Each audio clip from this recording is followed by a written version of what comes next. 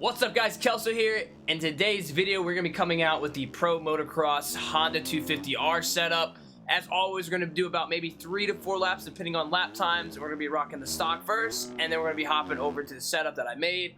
We're here at Rancho Cordova, aka Hangtown, and I thought why not go ride this track and see what we could do and fight up and really just talk about IRL as well. It's the day after, and first and foremost, I mean, you can't stop the boy Deegan. No matter how much you think you can, he's fit, dude. He's got everything you want in a rider, and then the cockiness to add it back, or I would say confidence. I mean, he literally is just speaking the truth literally before the moto starts, and then there you have it. He's getting active with it. But before I get more into IRL, I do feel comfortable with the setup that I've been rocking. It's from an old setup that I've already kind of gave out to you guys, but with just minor tweaks. I did come out with a hybrid build where it was like motocross slash supercross, and it kind of helped out big time. Like, that was actually a really good setup for me. Like, I couldn't complain. The thing was that I just wanted it more for motocross side instead of me getting kind of bumped out of ruts and all that stuff. So I really did focus on getting this bike to par for outdoors, which I did qualify with that bike for Polo round 1 with a 159 something. I had a 158 in me, and I just couldn't put it together, or I ran out of time. So yeah, we definitely are moving with the bike for sure, and I'm excited with it for sure.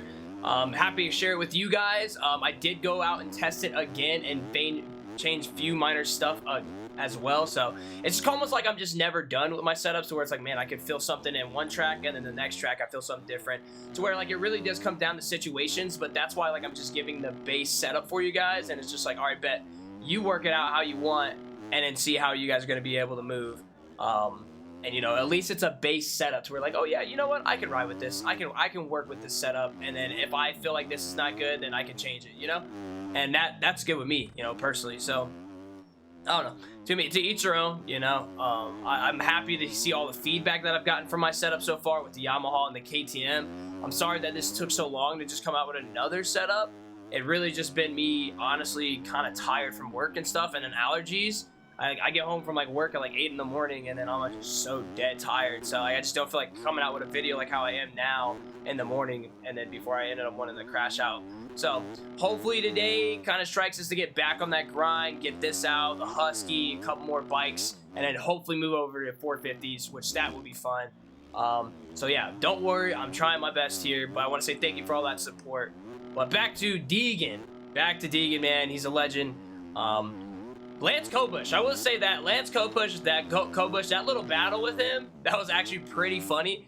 I don't know, I kind of enjoyed that a privateer was up there, was able to lead for at least 2 laps, and then as soon as Deegan passed him, gave him a peace sign, and then they were able to go side by side for a quick second. They were kind of just beefing.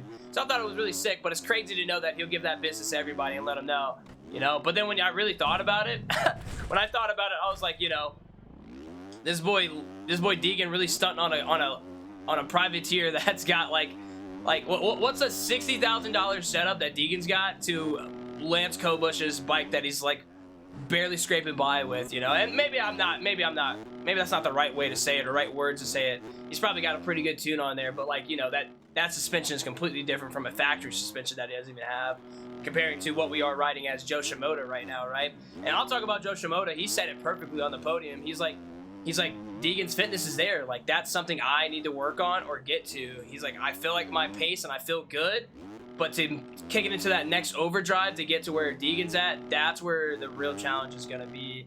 And I definitely feel that. I definitely understand where he's coming from that. So, Chance Hymas, sad to see him not go for a second moto. They did say he had food poisoning, so I think he was just under the weather. And it was already kicking 103 out with like 106 forecast. So I'm like, damn, dude. Like, it was a pretty hot one. And I used to live in California when I was like 9 all the way to like 18. So like through high school and all that, I know exactly like what that heat feels like, dude. That dry heat is no joke, man. It just feels like it's burning, dude. Like, it's completely different. Which also kind of curiosity when they're saying like, oh, we live down in Florida, like I know what that weather feels like. I would assume that Florida's more like that humid hot, you know, like you got good weather, but it's humid. To where like the humidity is like 80 and it's like pushing, you know, like that's also hot, crazy as well. But yeah, I don't know. I was crazy at how many fans were out there sticking out. That was a W, but I really enjoyed those ice bath things, man. I was thinking about one of those. I'm like, dude, that'd be so sick to get. I don't know. I don't really do any crazy extraneous, you know, crazy extraneous activities. That's the word, extraneous activities these days to be able to do that. But yeah, I don't know. And then we move over to the 450 class. Thinking about that boy AP, man. I mean, he was pushing Pete. I've got to be happy with the ride that he put in for sure. In my own personal opinion, I think he should have pushed it all the way to the end. And then he said that he just was misguided. He said that he was either misguided or misunderstood whether it was 4 laps left or 2 laps, so he pushed probably too hard. And I just had to suck, bro. So, I don't know. That right there, to each their own. I'm just like, dude, oh no. Damn, we actually probably could have went up our time right there. We're running on 149, which is pretty good to be just on a stock bike. I feel like after this update, stock bike can get you around the track. Like, I'm not gonna lie. Like, stock did not feel good in the last update to where, like, you needed to low-key change the bikes, but the Honda feels really good stock. Like, I shan't even lie. So, let's go see what our overall time is. I feel like we never dropped anything because I guess our second lap didn't count. But we ran a 149, which I'm super happy with. So let's go ahead and lock in and see what we can do on the setups. All right, now on the setup that I created, new and improved. So let's see if we can get lower than a 49. I feel like we probably could have got a low 49 on that lap if we didn't make mistakes. So definitely going to be pushing for a 48 at least on this track, on this bike. So that's the goal now. But yeah, and then AP, dude, I mean, honestly, I'm excited with the ride he's done, and he's continuously progressing. I would have loved to see that it would have been his first win of his, 450 career. That would have been amazing for the outdoor spot. So, I mean, all in good time. He's showing potential. Literally only, race number 2 out of the outdoors, and he's still kicking strong. So I think he definitely has it in him, and at some point to go a little crazy.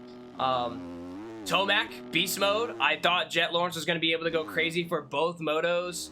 I think he was pretty smart. I think he was the smartest guy to play it out right, to get a podium in the first race and then figure out how to push for that last race just because of how hot it was. I think you were just going to exhaust yourself by trying to push for 2 30-minute plus 2s. I mean, they did lower the time for the second one, but just thinking about that honestly is just like, man, trying to push that hard and get your body temperature down within motos. I think he proved it right to where, like, I'll focus on a podium here and then literally go hard for the second moto, which was huge. And it didn't make it any better that, beast mode, Tomac was not able to actually get a pretty good good start, and then he tried to fight through the pack and then went down. That was pretty sucky. So, yeah, I mean, that stuff right there, it's racing, man. He definitely was pushing so hard. He tucked that front, or the front washed out on him. But, man, I got to say, beast mode, dude, on these hills and downhills, he is moving, like beasting and feasting, bro. It was cool to see that, man. So, I don't know. And then, yeah, I mean, overall, good day. We're still trying to see Prado. We're still trying to see Jorge Prado kind of get a little crazy. Was this a 48? Already a 48 W. Yeah, I'm trying to still see Prado get a little crazy with it. Going back down to the 250s, Levi Kitchen. I mean, Levi Kitchen stepped up. Like I said, I think I said it in my Yamaha video. He just did not really show out and perform for me, in my personal opinion, for Paula. So it was a really good comeback race for him, and I'm glad to see that he's able to find that goal and that move up.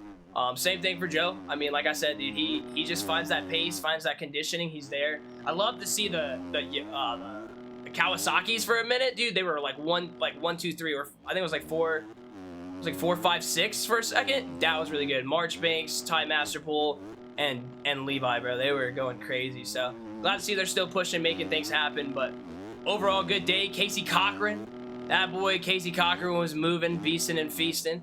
Happy to see him up there. I mean, that was a good ride.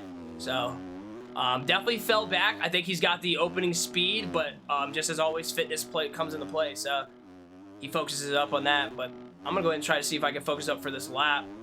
See if we can at least get a 47. I think we definitely messed up here to not fully send it. So we should be able to make a little bit of time there. Full outside. Perfect. We're up about 0.4 right now. And we don't mess up on that finish line. We should be straight on the rollers. I think I'd be happy camper with a 47, to be honest with you. Nice, dude. This bike is just so fast. I keep thinking that I want to go try my other setups or do my other setups. Oh, save it, save it. So 47.5. Let's go. I'll do one more. Yeah, dude, that's crazy. 47.5, chat. We're just moving with this bike, bro. What was I finna say? I feel like I want to qualify my other setups. Like I said, we qualified pretty good. Or I don't think I even talked. Yeah, I did. We qualified pretty good with this Honda. With the last one that I had. Or this was basically the same setup, but I changed a little bit of things. But we qualified pretty good with it, so I'm happy with it. The thing is, I want to try to qualify with other bikes, which I've been testing the other ones. And my Yamaha could have qualified me. My KTM could have qualified me. Even the TM that my boy Ben sent me could have qualified me. Actually, that TM's nuts. I'm going to play with that a little bit more and see how that goes. But that TM is absolutely absurd. But, you know, I'm just thinking about it like, do I need to stay on the Honda now, or can I make other bikes viable and show off? Especially the setups that I've been making, like show you guys that they can compete in that higher level, which I went back and was qualifying with it. But I need to go with that initial start to where it's like, okay, I'm very first starting to get on the track. We're just going to have to stick with it and see if those are my fast times, you know? Because I just didn't trust myself. I'm not going to lie. Like, the opening spot, I was like, do I really want to go on a new bike that I just made and feel, I wouldn't say uncomfortable, but feel like I didn't make it to where I went over reliable. And that's what I wanted to do with this Honda. I just wanted to show like, hey, yeah, I know I can make it with the Honda. This is my baby. But now, do we venture off with Hangtown? Maybe go Yamaha, maybe go KTM, maybe even pull out a Husky, you know? And do I really need to go back to the Husky or KTM? Probably not. I'll probably go for that Yamaha and see how that works, or even a TM and be like, yo, like, these bikes are cooking. So that's the goal, is to hopefully show off another bike within this series. But as always, man, like, if it doesn't work out, I really can't blame the bike. I just feel like the comfortability, right? Oh, no, we crashed. Damn. But, yeah, I don't know. Already, like, I just feel like the Honda is super fast, in my opinion, and it's a perfect bike. So, yeah, I mean, that's gonna be the end of the video. I don't think I need to show any more or talk your guys' ear off. But thank you guys for listening. Hit that like button, subscribe button. I can't thank you guys enough for the support. We're almost at 53,000 subs.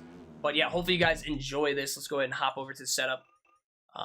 Ideal lap is a 147.4. I'll take that. As always, this is it. 80, 100. I'll try to move over so you can see it. There you go. All the brakes and stuff. Suspension we're looking at. There you go. The hardest thing was the preload, right? So as always, I try to get my stuff to 120. Try to get myself to like 120, 60. So even right now, it's a little bit above and a little bit under. I'm going to play with this a little bit later, but if I wanted to, all I do, which I think I can, is turn my, I think I would turn my preload down, maybe? Let me do this real quick. Yeah, that's what it'd be. So if I wanted to, I'd just turn my preload down in the front, and that would put you back to 60, which probably could have worked for me as well. But I'll leave it as it is, back to 10. I'll leave you guys to decide that, and if I switch it later, I'll just switch it later. Same thing for the preload in the back. You know, we're here at 124, but if we go here and up, we're at 118. So play with this right here. This is going to be your biggest, it's going to be your biggest thing. That's going to be completely your biggest thing to get your sag at the right spot. Rear, your front and rear sag really does matter. And then drivetrain, I'm rocking a 1352. I feel like this bike is ringed out in third and fourth gear, screaming. And I think I have the perfect power band. So, yeah, I don't see why not to run 1352. On top of that, we have our amazing 4-kite and swing arm. I love the 11.8, the 23, and then rod length. So, thank you guys for watching. I appreciate you guys. Be sure to hit the like button, subscribe button. Hopefully, you guys enjoy it. Let me know down in the comment section if you do. And, yeah, tell a friend. See ya. Boo.